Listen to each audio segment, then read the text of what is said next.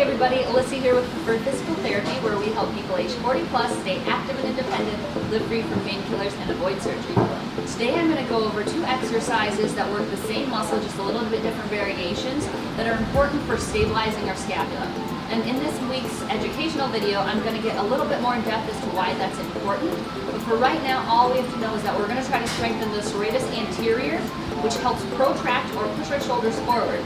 That's important because if we have a poor stability up here, even though our hands may feel great, it's difficult to do those things like putting dishes away overhead, maybe pulling open a car door or a heavy door into like a doctor's office.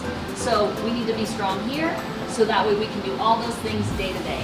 For this first exercise, you're going to need something very light, like a couple soup cans, or even like the handle of a broomstick, a golf club, something like that.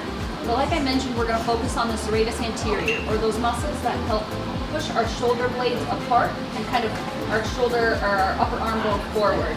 And so what you're going to do is you're going to take those soup cans, that golf club, something in your hand, and lay down. Arms outstretched. So your elbows should be straight and your hands pretty much in line with the shoulder. And then you're just going to punch your hands up toward the ceiling, trying to separate those shoulder blades apart, and then back down. Not letting the elbows bend, you're not doing any kind of bench press or anything like that. Just separating those shoulders up and back down, up and back down. One thing to avoid is to let your ears and your shoulders kind of get close together as you're punching, just to reduce that tightness you might start feeling in those upper trap muscles. But give that a try. Try maybe 15 times, 1 to 2 sets, depending on how that feels. And if it doesn't give you any shoulder issues, you can slowly start adding increased weight. This next exercise is just going to be a variation of that first one we showed you. It's that similar motion like you're punching your arm forward or a serratus punch.